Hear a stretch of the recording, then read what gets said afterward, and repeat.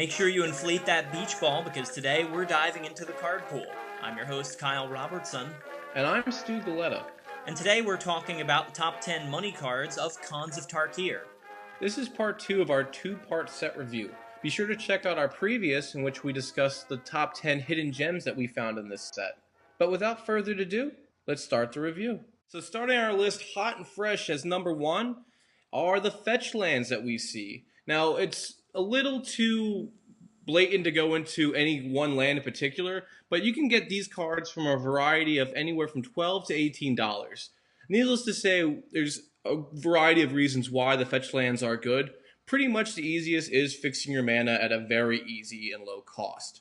Yeah, there's really not a whole lot to say about these. They all kind of follow the same template, which is you tap it, you pay 1 life, you sacrifice it, and you search your deck for some type of card with a basic land type. Now, as I'm pretty sure I don't have to tell people, the real value of these cards comes in the fact that you don't actually have to search for basic lands. You can search for dual lands with a basic land type, most notably the shock lands from the Ravnica blocks.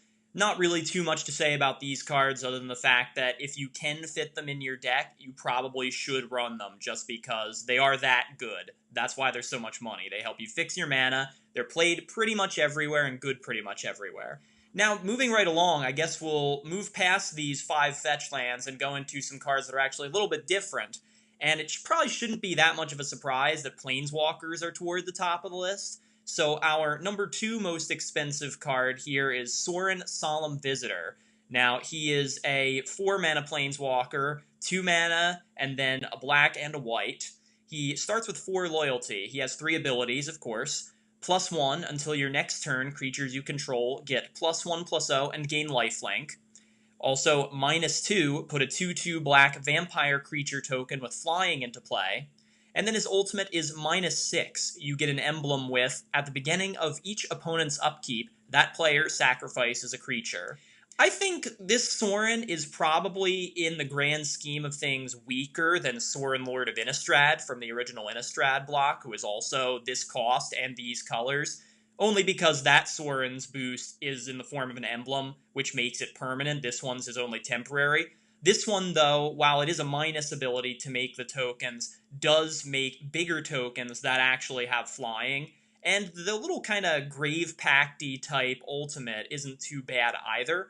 Like I said, overall, I think this is one of the weaker Sorins available, but still, it can be pretty good for the right sort of deck. And he does do a couple things that most Planeswalkers have to meet as a staple. Has a decent enough loyalty that goes with the cost. It produces something to make it so it has a chump blocker to protect it.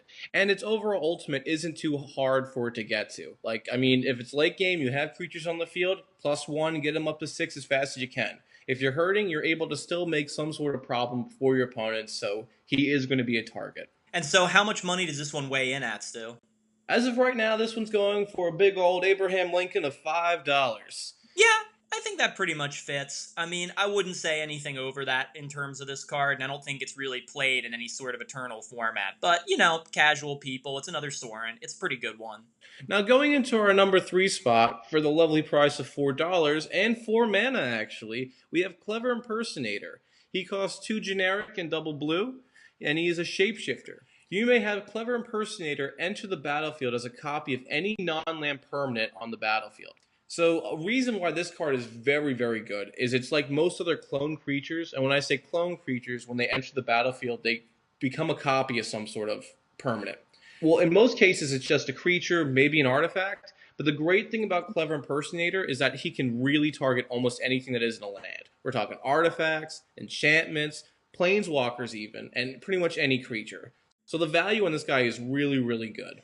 I cannot say enough good things about Clever Impersonator, but I think I'll just sum it up by saying best clone ever. This is, without a doubt, the best clone variant that has ever been printed up until now, for all of the reasons you just described.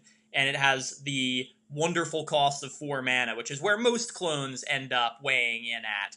And really, you could not get more bang for your buck. This card is fantastic. So now going into our number 4 slot, I'm going to give you the one card that I definitely can't pronounce, Kyle. Okay, alright. Going into number 4, we have Anafenza, the Foremost. She is probably the only legend that we didn't actually talk about to some extent in our own segment, but she costs 3 to play, of the Abzan colors, which means she is white, black, and green.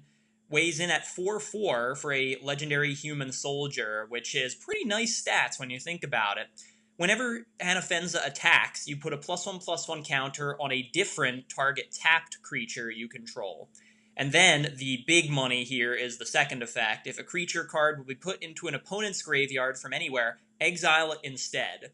Again, I don't really have too much to say about this card. Like I was saying, the real money is because it is an undercosted beater. While it may only be able to boost other creatures, there are plenty of synergies available that you can use this in. But the real bang for your buck here is the Grave Hate ability, and it makes this card a real force to be reckoned with in Commander, and you can pretty much guarantee that if somebody's playing this as their commander, everyone else is going to groan. This card right here, I really do like. It would be a great addition to the 99 and any Rayhan deck, just for the boost of putting counters out. Plus, I mean, it's not too hard to make it so it could work with any of the other partners, so that this guy could totally fit in there. Yeah, like you're saying, Kyle, not too much more to talk about him. So let's go right on into our number 5 slot. So for $2, you can get this lovely 1-drop green enchantment called Hardened Scales. In short, what this thing does is if you would have a counter placed on any creature you control, it would get an additional counter with it instead.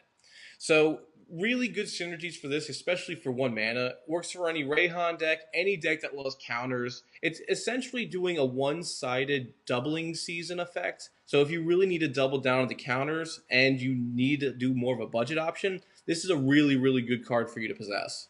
Again, this is another card that I just super duper like from this set. Now, we should note that it only doubles, or doesn't even really double, but it only affects +1/+1 counters, and as you were saying, it doesn't really double, it just puts 1 more counter on. So if you were to put 3 counters on something, it wouldn't put 6 on, it would put 4 on rather than 3. So, not quite as good as doubling season overall, but for a 1-drop, you really can't beat the kind of utility that this card brings to the table. And heck, this card's even getting played in Modern now, which I never thought would happen. So there is a possibility that it could go above its current price tag, so get these while you can. Speaking of low-cost cards, we're going to move on now to a red 1-drop. Stu, you want to tell us about this one? This is Monastery Swiftspear. It is a 1-drop red creature, human monk. It has haste, prowess, and is a 1/2. So right there, it already passes the vanilla test. It has great speed as soon as it hits the ground, and it can get big. I personally would mainly see this card going in standard or modern, if you're drafting, yeah, you'd want to grab this card, especially for running red. But for me personally, I really wouldn't see this card in most traditional commander decks unless you're maybe running a Lesha who can keep bringing this card out onto the battlefield, or if you want some sort of recursion. Yeah, the reason this card commands such a price tag as it does, just for an uncommon, is because it is played in Modern. Just for the fact that it is a 1-drop that has haste and good stats that can get bigger, the reason Prowess is so great is because what does Red do? Play lots of burn spells. And what does Monastery Swiftspear do? Get bigger when you play lots of burn spells. So this is an essential ingredient to any aggressive red deck in competitive formats, and that's why it is one of the money cards of this set. Now, moving right along, we are actually going to go to another red card and another Planeswalker. So coming in next at number 7 here, we have Sarkhan the Dragon Speaker. Now, this is not a Planeswalker for everybody, but it's one that I personally kind of like. So, he is a 5-drop Planeswalker, 3 and double red. Until the end of the turn, as his +1 ability, Sarkhan can become a legendary 4/4 red dragon creature with flying and indestructible and haste. Now, he starts with 4 loyalty, I should also mention that. His second ability is -3 to do 4 damage to target creature. Solid removal ability right there. His ultimate is kind of interesting because it's -6. You get an emblem with, at the beginning of your draw step, draw 2 additional cards, and at the beginning of your end step, discard your hand. So let's just digest this card a little bit for a moment. On the plus ability, turns into a solid threat, flying indestructible haste. It's pretty good, and a relevant creature type, a dragon. The -3 is not the greatest removal ability in the world, but it can still take out most dangerous creatures. And then looking at the ultimate, this is not necessarily a planeswalker you want to ultimate with all the time, but that kind of ability can, again, be very useful in the right kind of decks. And hey, drawing 3 cards a turn, that's not really that bad, especially when you're a red deck and you probably played out your whole hand anyway. Yeah, exactly. Like as you said, this guy can be a little bit on the janky side, and that's what warrants his price. Right now, he's going for a buck 60, but I mean, you can see like where he would fit into certain niche decks. Like the first thing is, I would want to put him into the new red god that we've seen from Amonkhet, the one that doesn't like to have cards in its hand. So having that ultimate makes it so that that guy can constantly be online for both a blocker and an attacker. But everything else, like you said, +1, it pretty much has like a very similar to a Gideon effect where it becomes live and can start swinging in for damage. And I mean, heck, having Lightning Bolt on a stick that you can recur, that's value right there. I would love to be able to constantly keep flinging and poking things per turn. Now, moving on to the next one, we kind of have one of the former format all stars. You want to talk about this one, Stu? Yes, we have the old favorite of Siege Rhino. He costs 1 in Abzon. He is a 4/5 with trample, and when he enters the battlefield, each opponent loses 3 life, and you gain 3 life. For your mana, you're pretty much getting your bang for the buck, and he's not impossible to bring out. Now, Commander play might not see this unless you're trying to go for a tribal Rhino strategy, which I would love to see. But I mean, this guy is pretty good. I personally couldn't run it and everything, but there are places where he does shine. Now, this card used to be a heck of a lot more expensive than it is now because this was a former standard all star, and it is kind of seeing a little bit of play in modern as well in a utility sense. But you can see kind of why. While this isn't necessarily for us commander players anything flashy on the face of it, this thing gets the job done. A 4/5 with trample for 4 that creates a 6-point life swing just by entering the battlefield. I mean, come on, that is just pure power right there, and this card was probably almost too good when it was first printed. Yeah, I remember hearing a lot of stories about people being like, and then the Rhino came. It was literally something out of James and the Giant Peach. Now, swinging in at our number 9 slot, we have for a buck 40 a Boros card called Deflecting Palm. It's an instant, so pretty much for 1 red and 1 white, the next time a source of your choice would deal damage to you this turn, prevent that damage. If damage is prevented that way, Deflecting Palm deals that much damage to that source's controller. Needless to say, anytime that you can make it so you don't take damage is great. And that's the reason why you still see people using fog cards to make it so that any damage coming through is totally negated. But the thing that is really good that makes this thing shine is it also is like, hey, you were trying to hurt me. Let me stop that and totally make you eat it. So you can do this as a really fun play to make it so that anyone who's trying to kill you can then die in return. But I remember this card originally was really hyped because when Emrakul was running the streets like crazy, this was like the only true way to stop it. Yeah, this card is pretty solid, honestly. I keep trying to make room for it whenever I make a Boros sort of deck with a Sunforger toolbox, but it just never ends up quite making the cut, just because it only targets, one single source and doesn't even remove the creature. But certainly this card can end games and does see play as a sideboard card in some Eternal formats, hence the reason why it is one of the top money cards here.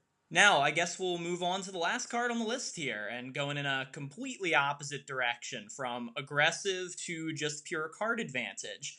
We have Dig Through Time. Again, probably the reason this is still this high on the list is because it is a former standard and even somewhat Eternal formats money card. So we have a hefty instant that costs 8 to play, 6 and double blue, but it does have the Delve ability, meaning that each card you exile from your graveyard as you cast it pays for 1 colorless of that cost. So this could conceivably cost as little as 2 mana. Now, what it actually does is you look at the top 7 cards of your deck, put 2 of them into your hand, and the rest on the bottom of your deck in any order. I probably don't have to explain why this card is good. Card filtering, card selection, and card draw are all really good things. The level of filtering that this provides for the pretty low cost that it can possibly bring was pretty much unprecedented before this card was printed. This and Treasure Cruise were the bane of many formats for quite a long time. And while this isn't as straight up good as Treasure Cruise it possibly is, Dig Through Time is still a pretty darn solid card. And like I said, 2 mana for that level of card selection, potentially, is way too good to pass up. Yeah, I had to agree with you. I mean, there are certain cards that can do what this wants to do at a cheaper cost, and it can be comboed out a lot better.